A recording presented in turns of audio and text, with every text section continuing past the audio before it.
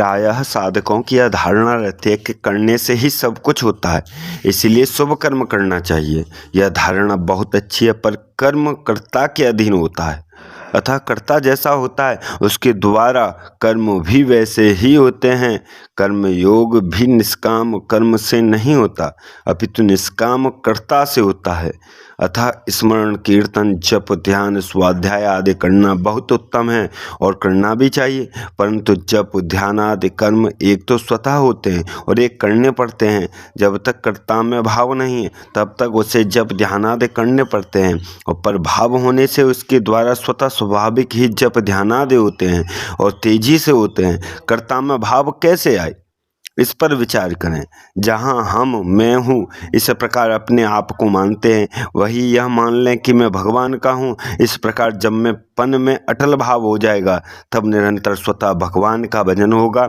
अभी तो घर संसार का काम स्वतः होता है और रात दिन हरदम होता है। जैसे नौकरी करते हैं तो समय पर जाते हैं और समय पर आते हैं, वैसे ही जप ध्यानादि भी समय पर करते हैं। तात्पर्य है कि जप ध्यानादि कर्म समय की सीमा में बांधे रहते हैं। यदि हमारा भाव हो जाए कि मैं भगवान का हूँ और भगवान मैंने, तो घर के काम की तरह रात दिन हरदम भगवान का भजन होगा। भजन के बिना रह नहीं सकेंगे और घर संसार का काम नौकरी की तरह होगा।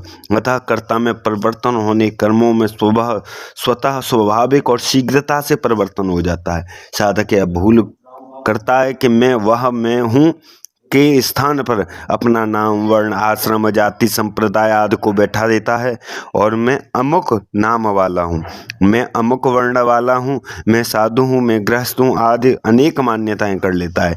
ऐसी मान्यताओं के कारण साधन सिद्धि में विलंब होता है, कारण कि ये मान्यताएं मैं रहती हैं और भगवान का भजन उपासना कर्म में रहता है।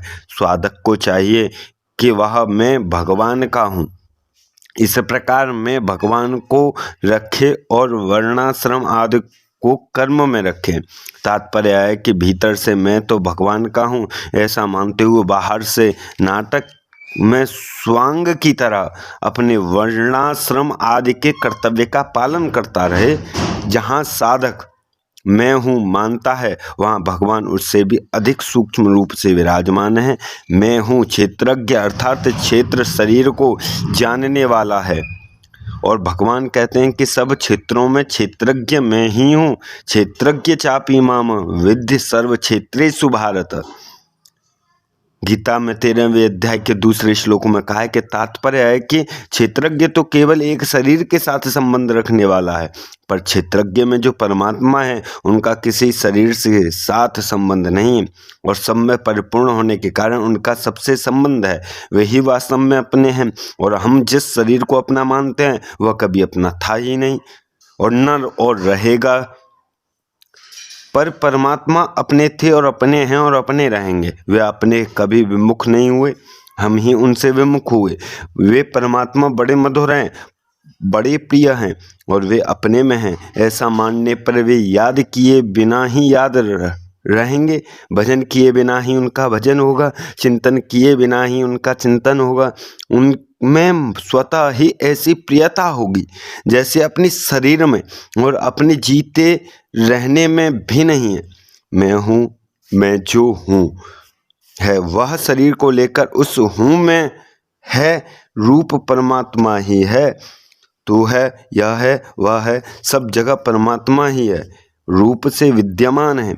जड़ और चेतन में, स्थावर और जंगल में, उत्पत्ति स्थिति विनाश में, भाव और अभाव में, सब जगह परमात्मा ज्यों का त्यों है। साधक यदि हूँ का त्याग कर दे, अर्थात मैं अहंता को मिटाकर सामान्य सत्ता में स्थित हो जाए, जो वास्तव में है और है, रूप से विद्यमान परमात्मा को मान लें, तो फिर उनकी विस्मृति नहीं होगी। जप ध्यानादि भी स्वतः होंगे, करने नहीं पड़ेंगे।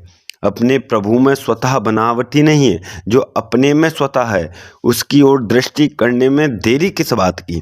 अपने में प्रभु को देखने वाला कौन है, और जो क्षेत्रों को देखता है वह अपने में प्रभु को देखता है, जिसका अंश है उसी को देखता है। अपने अंश को ही देखते ही वह अंशी में ही मिल जाता है। हंसी में मिलने के दो तरीके हैं, अभेद पूर्वक, अभिन्नता पूर्वक। पहले अभेद होता है, फिर अभिन्नता होती है। अभेद में भेद की कुछ गंध रहती है, पर अभिन्नता में यह नहीं रहती। अभिन्नता वास्तविक है। अभिन्नता भेद उपासना में भी होती है और अभेद उपासना में भी होती है।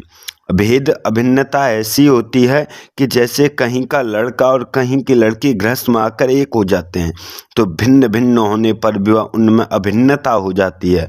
इसी प्रकार दो मित्रों में भी अभिन्नता होती है। भिन्न भिन्न होते हुए भी अभिन्न हो जाना ज्ञान है, और अभिन्न होते हुए भी भिन्न भिन्न हो जाना भक्ति है। स्वयं स्वरूप परमात्मा से अभिन्न है, परंतु संसार और शरीर संबंध मानने के कारण परमात्मा से भिन्नता प्रतीत होती है। अतः संसार और शरीर से विमुख हो जाए कि हम मैं नहीं और मेरा नहीं, और मैं प्रभु का हूँ और प्रभु मेरे हैं, इस प्रकार परमात्मा के सम्मुख हो जाएं। सम्मुख होते ही उनसे अभिन्नता हो जाती है। अभिन्नता के बाद फिर बड़ा विचित्र आनंद है, वह द्वैत अद्वैत से भी सुंदर है। भक्त्यर्थम कल्पितम द्वैतम मद्वैतादपि सुंदरम। यह केवल आनंद ही आनंद है, मस्ती ही मस्ती है। उसे प्राप्त करना चाहें तो अभी कर सकते हैं। प्राप्ति क्या करना है, वह तो प्राप्त ही है, केवल दृष्टि उधर करनी है। इतनी सीधी सरल और श्रेष्ठ बात कोई नहीं है। गीता में भगवान कहते हैं, भक्तिया माम भी जानाति यावान्यश्चास्मिस्तत्त्वतः ततो माम तत्त्वतो ज्ञात्वा विशते तदनंतरम। 18वें अध्याय के 55वें श्लोक में पराभक्ति के द्वारा वह मुझ परमात्मा को मैं जो हूँ और जितना हूँ ठीक वैसा का वैसा तत्व से जान लेता है, तथा उस भक्ति से मुझे तत्व से जानकर तत्काल ही मुझ में प्रविष्ट हो जाता है। विशते तदनंतरम पदों का यह अभिप्राय है कि भगवान को तत्व जानने अर्थात अनुभव होने के बाद फिर उसे अभिन्न होने में एक क्षण का भी अंतर नहीं पड़ता। शरीर संसार से माना गया है और शरीर संसार से माना होने में एक क्षण का भी अंतर नहीं पड़ता। शरीर संसार से माना हुआ संबंध छूटते ही ज्यों का त्यों विद्यमान परमात्मा का अनुभव हो जाता है। उनका अनुभव होते ही तत्काल भिन्नता मिट जाती है और वास्तव में भिन्नता है ही नहीं, तभी वह मिटती है। यदि वास्तव में भिन्नता होती तो उस सत्य का अभाव कैसे होता। असत्य संसार में जो आकर्षण या प्रियता है वह आसक्ति कहलाती है। वही आकर्षण भगवान में हो जाए तो उसे भक्ति या प्रेम कहते हैं। धन में, भोगों में, परिवार आदि में जो हमारा खिंचाव है वह खिंचाव भगवान की तरफ होते ही भक्ति हो जाती है। वास्तव में अप्रेम भक्ति का संस्कार भगवान का खिंचाव स्वतः है, पर असत से संबंध जोड़ने से असत की ओर खिंचाव हो गया।